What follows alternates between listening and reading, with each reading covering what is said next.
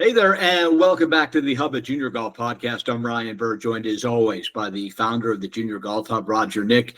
Roger, certainly hard to believe October is here, the end of the college season, really in the next kind of 30 days. Junior golf also winding down. High school golf is super big now, especially for the states that have the fall season. It is great to see so many high school players that maybe don't play a junior golf schedule fall in love with this great game. There are players on the PGA Tour, incidentally, that didn't play junior golf that just got exposed through high school golf, weren't very good, got the golf bug, and obviously went on and made it all the way to the end. So high school golf, we don't talk about it much on here, Roger. I'm curious how you kind of see high school golf spot in the landscape of junior golf. Yeah, no, it's so funny. We're going to see so many running to the game this fall because of the Ryder Cup, right? It was so exciting, especially on Sunday. But I think high school golf is emerging because of junior golf getting so competitively, and there is a conflict there. Let me say this first. It's a conflict between high school golf and junior golf. And the conflict is that some high school golf does not allow juniors, those who are playing competitive junior schedules, to play high school golf or play more than 2 events in junior golf schedules, right? So there is a little bit of a conflict there, unfortunately. But I would also say that the high school golf is growing and emerging because of that reason, which is more kids want to represent their school and have that team spirit, which you don't actually get in junior golf. So it's really fun to see that. In our area, as you just mentioned, it's a fall sport, which is, by the way, probably the best season here in New England, is it being a fall sport. They really love getting out there and playing the game, right? And now that with their high school championship, there's high school golf being followed. You've got I-Want-to-Maker, some technologies out there are allowing parents to follow their kids in high school golf. Never happened before, right? I mean, what a great thing in the game. So I think it's such a good opportunity for kids to represent their schools, to have that team spirit, to stay connected to their peer group. So it's a great part of the game. It is interesting there on the player development side. The reality, getting back to elite junior golfers generally have some sort of professional swing coach that they get lessons from, whether it's once a month, once every 3 months, once a week, every day, certainly depending on your child's situation.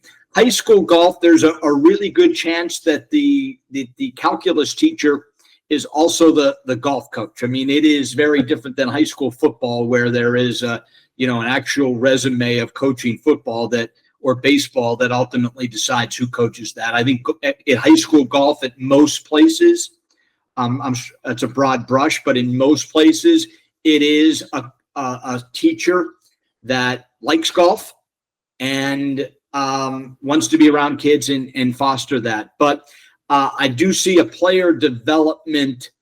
I do see it lacking in player development. There really isn't a full plan there in the high school golf realm. And maybe there is a broader circle there where that entire entity could come together. With that, we welcome in the head coach of the University of New Mexico, Jake Harrington. And Coach, I'll start with this. I am like the biggest believer in coaching, probably more than most people that are on television and radio and podcasts. I believe that the coach is the most important part, especially in college sports on down. Saban. I mean, you just kind of go regardless of the sport. I'll give you a quick story, Coach, and then I'll get your thoughts on this. The high school I went to, we didn't win a football game my 4 years of high school, not one game. We won the state championship in girls volleyball all 4 years of my high school. 3 years after I graduated, they hired the girls volleyball coach to coach the football team. He went undefeated his first year. The team had not won a game in 6 years. They went undefeated. Maybe some great players moved into the area. I'm going to guess no. Maybe this was just an incredible hotbed for girl volleyball players and not boy football players. I don't think so.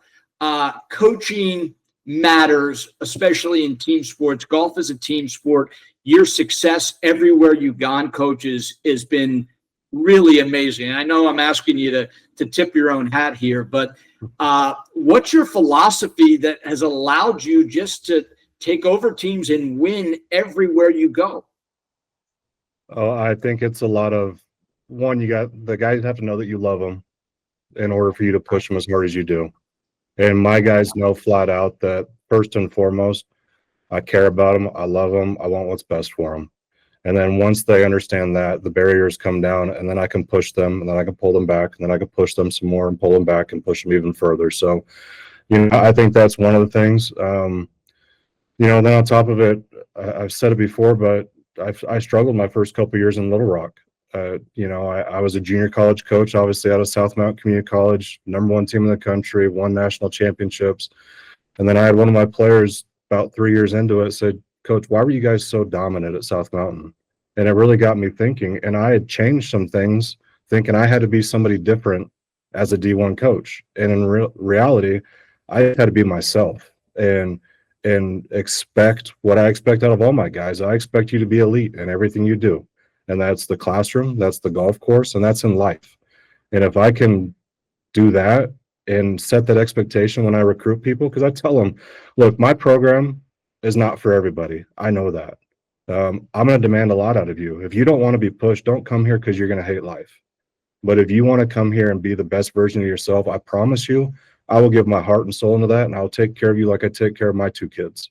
And they know that from the get-go. And I think that's really the big thing. Make sure our chemistry is really good. Make sure the team camaraderie is really good. I had cancer my second year, or my first year of coaching. Spring of my first year of coaching, I got that phone call that I had melanoma cancer in my arm, and it shook my world. And I use that philosophy into my coaching. If there's one person, if you don't get rid of them right away, if you get the wrong person there, it will destroy the whole team. But man, if you have the right people in there, we can do anything. If you work for each other. And so I think that's kind of what I instill in all my programs.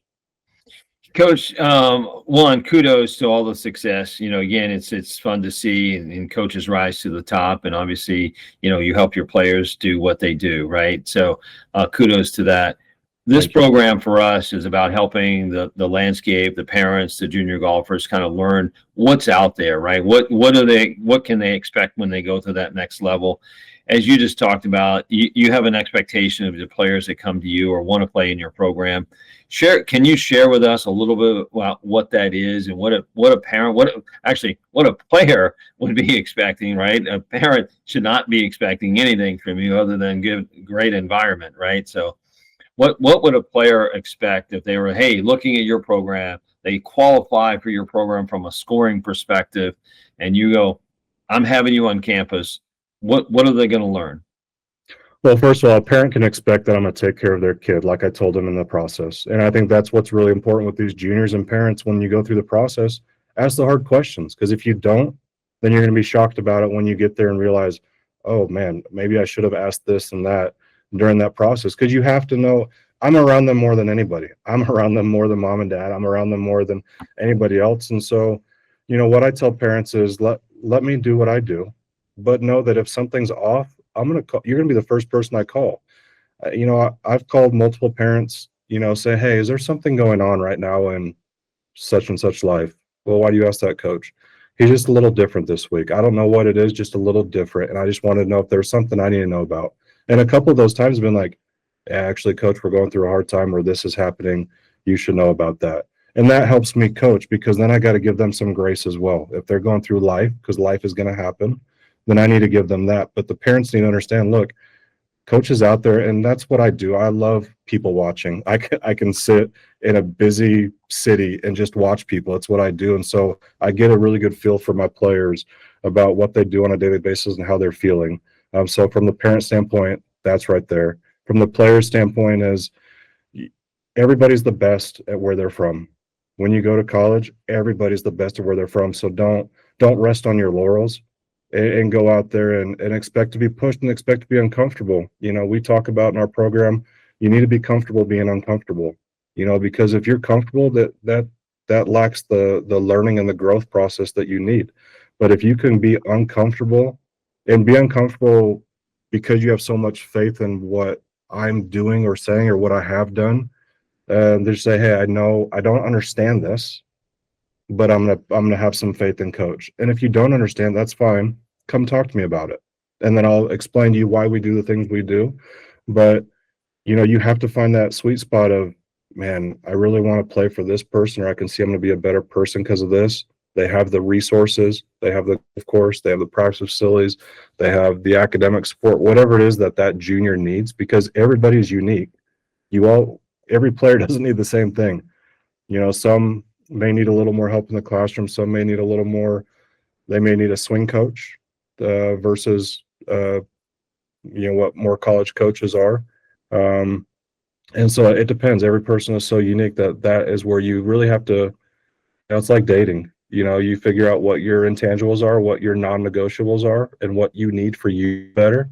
And because your golf identity to what's going to help you get better, and you got to find that in the recruiting process. Identifying where you can get better. Interesting that you bring that up, because everyone's good. Everyone, certainly at your program, everyone that on teams going to the NCAA championship, they're good, is probably elite good. Can go out at their home course and shoot 62, can go shoot 63, probably have done it. But that doesn't mean they're at the finish line. Identifying where they can get better. How do you go about doing that, Coach? Well, there's a mix of stats. So there's real versus feel. And we talk about with the guys all the time. And sometimes, I tell them, look, if I see you pounding drivers on the driving range nonstop, and I look at your stats and you're hitting 70, 75% of your fairways, I'm going to come ask you what the heck you're doing. Oh, coach, I'm hitting my driver really bad. Really? That's funny, because I see you hitting 75% of your fairways. Maybe that's a little off for you as somebody who's maybe a really good driver of the golf ball, but that's not where we need to work. What about this area right here from 100 to 150 where maybe you're not capitalizing on what you need to? Oh, coach, I didn't think about that because it just felt so bad. I understand. And there's a difference, real and feel. And that's why I always tell guys, I'm never going to make a decision within 24 hours of getting home from a tournament, because I don't want to make an emotional one. I want to sit on it, and I think the players need to do the same thing. We talk about it with our performance coach that, come to the golf course with a game plan. Come with something that you need to get better today. And whether that's one or two things or whether that's 2 or 3 hours of things. But every day you need to come with something that you want to accomplish that day in order to do it. And and we're going to ask you those things. And then if you don't have it, hey, coach, I'm struggling with this. Can you help me? I don't really understand. Okay, well, we'll just sit down and talk about it. But I think real and feel are two completely different things. Yeah, Coach, talking about that, we see it a lot as coaching here for us and a lot of junior golfers and professional golfers. But talking about coaching skills versus technique, I know a lot of parents and a lot of junior golfers will assume that when you say, hey, I need to work on this, it goes right to working on golf technique versus golf skills. Which, in your mind, or for you, are you looking at mostly for these junior golfers? Are you looking at who has the most golf skills, the ability to control their golf ball, or how pretty their golf swing or technique is? I mean, it's nice to have a pretty swing, right? But at the end of the day, it's whoever gets the ball in the hole first, and that's what we need to understand is you can look and you can see guys, Tiger and Adam Scott and all these guys that have picture perfect swings. Then you can see world number one, he's got a little flaw. Scotty Scheffler, pretty freaking good.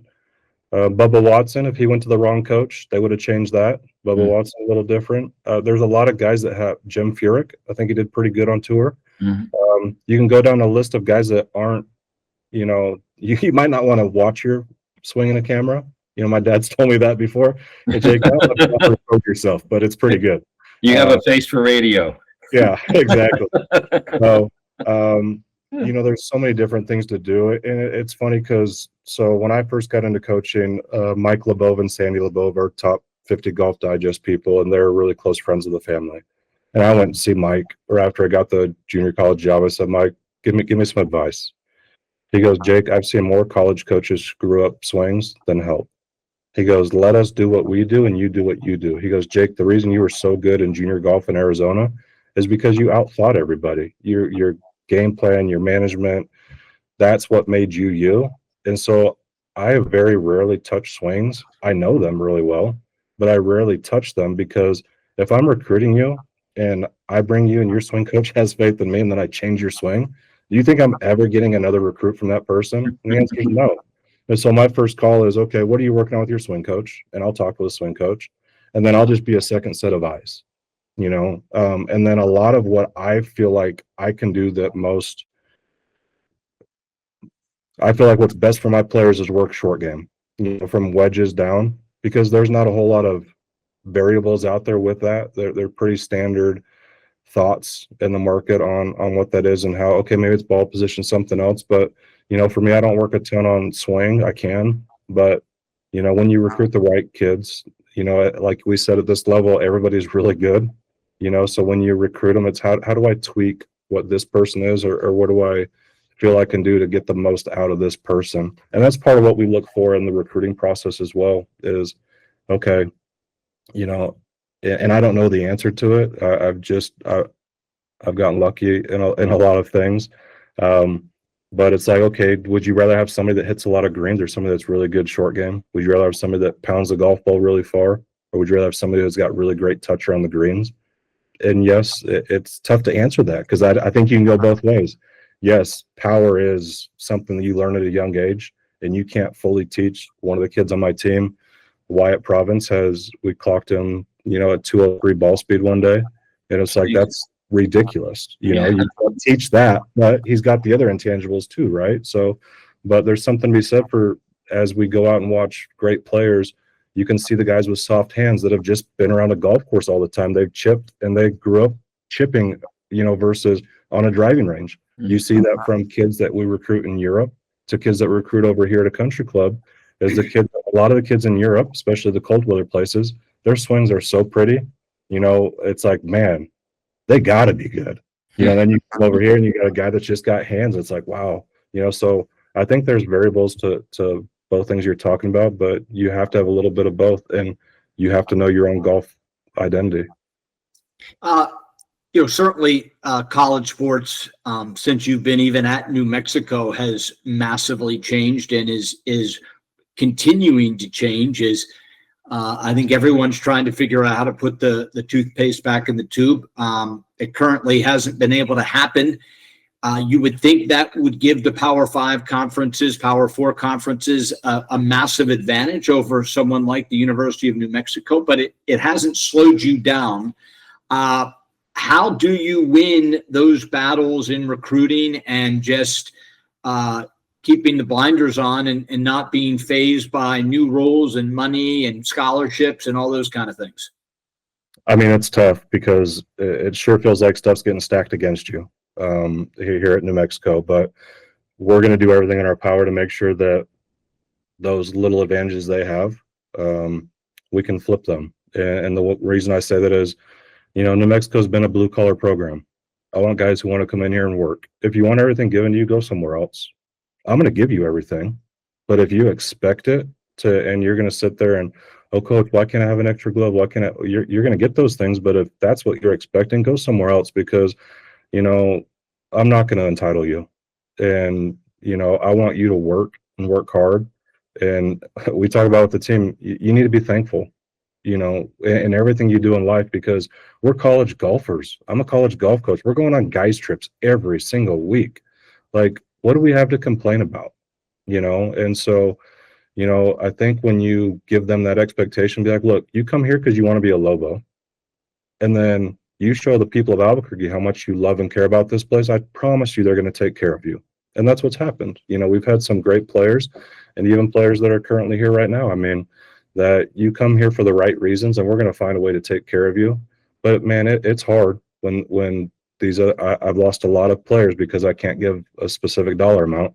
And like I tell my assistant, you just got to keep being told no. Because if we're being told yes all the time, we're going after the wrong person. We need to go after, reach for the stars, go after, I don't, I even get him sometimes. Well, coach, maybe we just can't get that person at New Mexico. Oh, no, we can. And there's a way. We just need one of them to say yes, So there's a way to get them, but we need to figure out what that niche is, and listen to the person in the process of what they need to get better. Because sometimes there's so much confusion, these juniors, and with good reason. You go out and you're playing all these junior events and you're talking to other parents or other kids about what they get, what they have. And then all of a sudden, oh, I need this, I need that. Oh, no, what's best for you and what do you need? And then figure that program out from there. And so that's what I really try to do is, and that's kind of one of the fun things. That's what I did at Little Rock. We didn't have football. I got looked over so many times by kids that I really, really, really wanted. And they didn't want to go because they wanted the big college atmosphere. They wanted to go to football games. They wanted to do this. And I said, you realize football season is during golf season, right? So if you're going to football games, that means you're not good enough to travel with the golf team. So what are we really trying to do? And so it's trying to figure out what that mix of everything that you want. Having college should be the best 4 years of your life. Figure out what that is to make it the best 4 years of your life, whether that's golf, whether that's a combination, and every school offers something different. Coach, we hear it all the time. We got to ask NIL, recruiting, who are you going after? Portal kid, high school kid. Give us some insights from your perspective of how you see this. Well, I love developing players. I really do. And I think that's probably the biggest tragedy of the whole 9-person max on a team, 8-person for SEC, because I've had a lot of success with my 11 and 12 guys. In junior college, 2 of my guys that I brought on as the 12-man because I love their attitude, I love their effort, and I love their ball flight. 2 of those guys were the National Freshman of the Year, and I just barely put them on my team. Wow. Same thing with a kid at Little Rock. I kept him on the team because he worked and worked and worked, and he was a great team chemistry guy, and I knew he'd break through eventually. But we don't know when that light bulb goes off for everybody. And he was a crucial part of why we were as successful as we were in Little Rock. And so I like developing guys from high school, but in the same breath as I can't always get them because they're gonna pick a badge, an SEC badge, a ACC, a Power 4 over New Mexico sometimes, even though in golf and men's golf especially, we're a Power 4 school and we can play with anybody, hands down. Like, we're not afraid of anybody. And that's the mentality I want from my guys. So it's one of those things to get those guys in here and understand, man, this is a pretty special place. But with that being said, do I love high school kids? Yes, but I've had a pretty big impact with Wyatt Province, who was the National Freshman of the Year and won the national championship in Division II and came in here last year. Mesa Fleur, who just won this last week at the Wyndon and at Northwestern's event, transferred in from UMKC.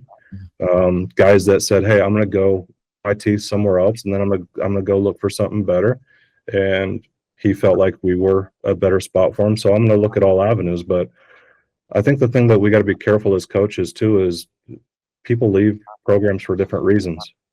And I talked about the cancer I had, and thank goodness it's been gone for 18 years now. But I don't want to take on somebody else's cancer just because you weren't there. And plus, I don't want kids to learn that, hey, I can go somewhere and I can just jump ship, and then I can jump again. If it's not perfect for me, I want to jump again. No, you got to go through that hard patch, that adversity. That's what makes you better. And so what I would say to these young juniors is there's a spot for you. We're all looking for high school kids. We all want them. We're also all looking for transfers when they get in the portal. But the grass isn't always greener on the other side. And there's something to say for playing versus just sitting on a driving range with carrying a bag of a team. Go somewhere you can play because it's the only way you can get better. You know, Zach Johnson played at Drake. He's won the Masters. Pretty freaking good. But go somewhere that you can play because that light bulb goes off. You know, I saw something the other day just in a whole different thing with Paul Skeens and Tarek Skubal, two guys that Cy Young leaders in baseball. They between the two of them, they had 3 college offers. 3. And Skeens wasn't even a pitcher; he was a catcher when he went to Air Force. Like that is what it. So that's what I'm saying. I think to young kids, my belief is that hard work and talent crisscross about 16 years old. The guys that flat work their hardest are going to catch the guys that have talent if they're not working right about 16 or 17 years old. Unfortunately, that's your junior year of high school. Yeah. As coaches, we're looking sophomore to junior year. Everybody's put so much pressure on themselves for that 1 year that I think there's so many avenues to play college golf and get better that we're going to find you wherever you are. Just stay in contact and have that faith in yourself that, hey, focus on the process of getting better, not that end result, because if we chase that end result, you're never going to get there.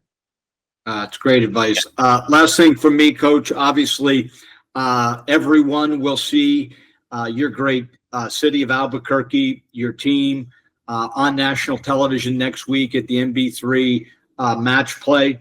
I know not the result you were hoping for last year early in the season, but of course your season turned out pretty good. A couple new teams coming in this week, but just for the world to be able to see your city, your team, how exciting.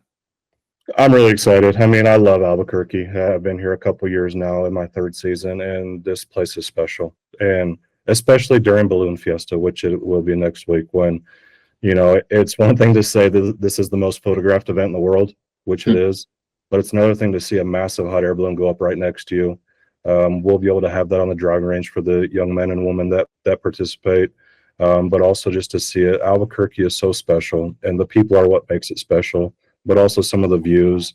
You know, the people of Santa Ana that wrap their arms around this event. Noda does an incredible job.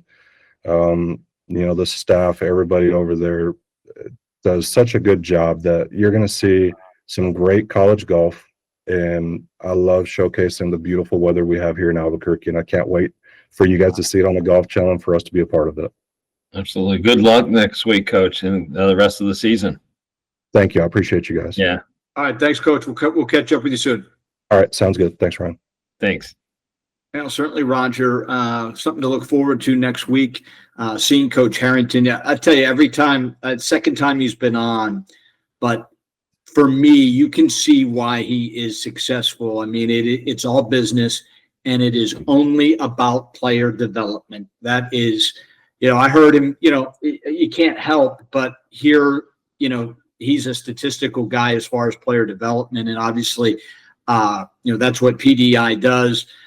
That's why junior golfers, high school golfers aren't improving at maybe the rate they should. It's because they just don't know what they're practicing, how to practice, how to improve, what is good enough and what is really holding you back. So to hear one of the more successful college coaches essentially just basically say, you've got to know what your weaknesses are if you want to get better. There's no other way to get better. There's no other way to get better, right? I mean, and it's no shortcuts to it. So there's no magic wand that waves around and says, hey, I magically going to go out there and score better, right? So a little bit of what we were talking about earlier, you've got to have the lead factors in order to create the lag information, right? So you got to know what you are good at and what you're not good at and set your expectations around that specifically. And then when you go test your skills in a golf tournament, you'll actually be able to see, hey, you know, I wasn't able to accomplish some of these things based on the golf course results,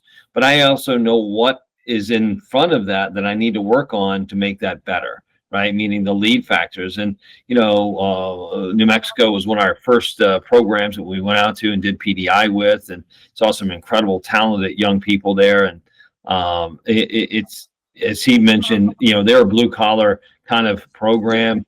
They get after it. They want to know what they need to work on because they want to go do it, right? So really fun to see what he's done with that program in a short period of time, and how I think they're going to just keep getting more success, have more success there. Well, it's interesting because our PDI team is traveling the nation, women's teams, men's teams across the nation in the college game, that the college players are doing PDI to identify how those teams and how those players can get better. On the junior side, we are a month away from heading to the MB3 Junior Golf Hub World Championship, where obviously for the first time ever, we're going to have 8 players that are there through a PDI because they have the best PDI score in their age group in the country. It's coming in, Roger, from all angles right now. You see the college teams doing it. The coaches are doing it to try to make their team better. You see junior players how many coaches have told us about late bloomers and essentially they have to go to a Division II, Division III school. They bloom late. Then they got to get in the portal and end up, eventually maybe making it Division I. We believe certainly PDI puts a little bit of a magnifying glass on those late bloomers, that the potential is there.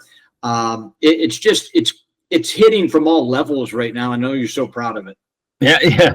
I mean, it's surreal. I mean, as we were talking this morning, I mean, it's surreal, like the vision we have for this and what it can do and what we believe it will do for the landscape of junior golf, and how it will change and impact these players, right? That because I do think that unfortunately a lot of junior golfers, high school golfers, as we've just mentioned, give up way too early because they look at it and go, well, this compressed time frame to go play college golf is not working in my favor. Right. But yet they really haven't understood that their skill sets might actually place them or put them into a college program and have more success at the next level, if they just know where they are, right? I mean, and we see it time and time again when some of our late blooming golfers at the Golf Performance Center or Golf Performance Academy go through this process and they go, well, I don't have a chance to play college golf. No. You actually have a really good chance of playing college golf. Your skills are there. You haven't actually gone out and played enough events to actually showcase that. Let's just go play more, golf, right? And they end up going to college and end up having a good college career because they had the skills to do it. They just didn't know it, right? And they were just a little bit late coming to, getting the practice, if you will, to go play golf. Well, certainly, we thank Coach Harrington. Look forward to seeing him on Golf Channel next week.